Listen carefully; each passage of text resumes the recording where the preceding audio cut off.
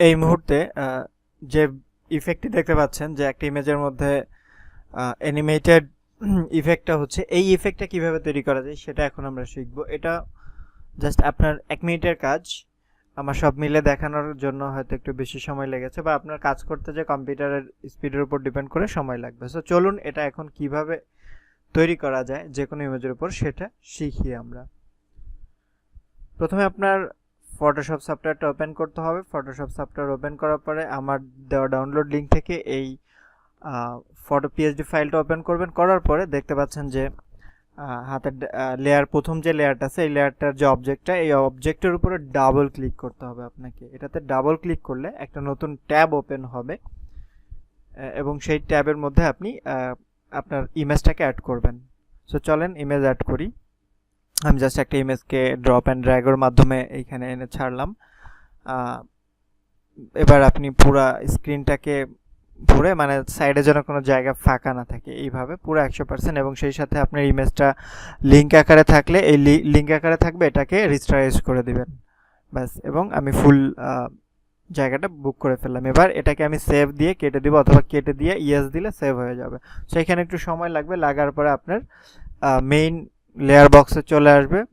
তো এইখানে আসার পরে আমরা প্রথমে যে কাজটা করব সেটা হচ্ছে যে আমাদের উইন্ডো মেনু থেকে টাইমলাইন নামে একটা অপশন আছে, এই টাইমলাইন অপশনটা আমাদেরকে নিয়ে আসতে হবে। এছাড়াও আমরা বিশেষ করে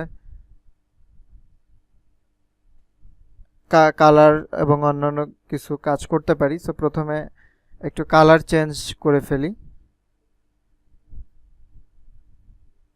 ওকে, টাইমলাইনটা নিয়ে আসলাম। আনার পরে এবার আমরা এটাকে একটু প্লে করে দেখতে পারি যে আসলে কি অবস্থা দাঁড়াইলো, ইমেজটার মধ্যে অ্যানিমেশনটা কতটুকু প্রপারলি পড়লো। বেশ ঠিক আছে, একটু কালার চেঞ্জ করলে আর একটু ভালো লাগবে। সো আমরা এটা সম্পূর্ণ প্লে হোক, তারপর আমরা কালারগুলো চেঞ্জ করব। একটু কালার চেঞ্জ বলতে একটু আলো কমানো বাড়ানো, লাইট ডিপ করা আর কি ব্যাপারটা, ব্রাইটনেস কমাবো বাড়াবো বা কার্ভ, এই হালকা পাতলা কিছু কাজ। সো চলেন আমরা এটা চেঞ্জ করি। দেখতে পাচ্ছেন যে এইখানে যে ফোল্ডার করা আছে, প্রথম যে ফোল্ডারটা, এই ফোল্ডারের মধ্যে আমরা যেটাকে কাজ করতে চাই সেই লেয়ারটা চোখ অন করে ডাবল ক্লিক করে আমরা এটাতে জাস্ট চেঞ্জ করে দেবো। বাকি সব কিছু সেট আপ দিয়ে আপনাকে শুধু এই কাজগুলো করতে হবে, ছোটো ছোটো কাজ, মানে ইমেজ চেঞ্জটা হচ্ছে মূল কাজ। এরপরে যদি একটু আপনি লাইট ডিপ যেটা করতে চান, এই যে মুহূর্তে যেটা আমি কার্ভটাকে একটু লাইট ডিপ করতেছি, মানে এই থিমটা হচ্ছে একটু ডার্কিশে বেশি ভালো লাগে, যে কারণে লাইট ইমেজটা থেকে কিছুটা ডার্ক করা। ওকে, এরপরে বাকি যেটা যেটা আপনি অন করে দেখবেন, যেটা যেটা আপনার কাছে যেটা পারফেক্ট মনে হবে আপনি সেই পজিশনে রাখবেন, বাকিগুলো ফেলে দিবেন ব্যাস।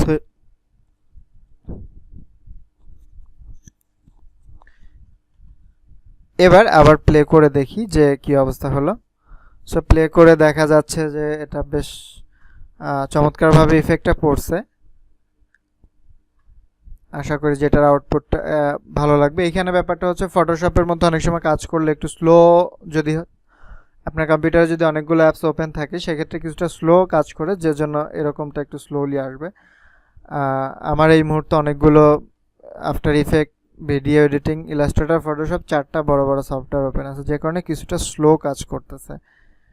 সো এবার আবার ফার্স্ট প্লে করে দেখি, যেহেতু পুরোটা লোড হয়ে আছে তাহলে দেখা যাবে যে সুন্দরভাবে লোড হচ্ছে। এরপরে হচ্ছে এটাকে আপনি কিভাবে জিআইএফ ফরম্যাটে সেভ করবেন সেটা আমরা দেখব। তো জিআইএফ ফরম্যাটে সেভ করার জন্য প্রথমে আপনাকে ফাইল থেকে এক্সপোর্টে সেভ ফর ওয়েবে যেতে হবে। এখানে যাওয়ার পর আপনি সরাসরি জিআইএফ ফরম্যাটটা অটোমেটিক চলে আসবে। যদি সামহাও না আসে আপনি ফরম্যাটটা চেঞ্জ করে দেবেন, এটা অটোমেটিকই চলে আসবে। সেইখানে আসার পর আপনার প্রথম কাজ যেটা হবে যে লোড হতে একটু বেশি সময় নেবে, কারণ এইখানে বেশি সাইজ বেশি দেওয়া আছে। আপনাকে জাস্ট এই সাইজটাকে 50% করে দেবেন, 100% থেকে 50%, অথবা এইখানে যে 3000 রেজুলেশন আছে 3000 থেকে 1500 করে দেবেন। যাই হোক, দুইটার যে কোনো একটা করলেই হবে। তো আমি 3000 থেকে 1500 পিএক্স করে দিচ্ছি। এটা করে দিলে যেটা হবে যে সেভ হওয়ার জন্য একটু সময় বাঁচবে আর কি। তো টাইম সেভিংয়ের জন্য আমি এটা 3000 থেকে 1500 করে দিলাম। এবার সেভ দিলে প্রথমে যে আমরা প্রিভিউটা দেখেছি সেই প্রিভিউয়ের মতো এটা দেখতে পারবো। আশা করি ভালো লেগেছে, বুঝতে পেরেছেন। এবার নিজে ট্রাই করেন এবং ডাউনলোড লিঙ্কের জন্য কমেন্টস করেন, সেই সাথে সাবস্ক্রাইবও করবেন। ভালো থাকবেন।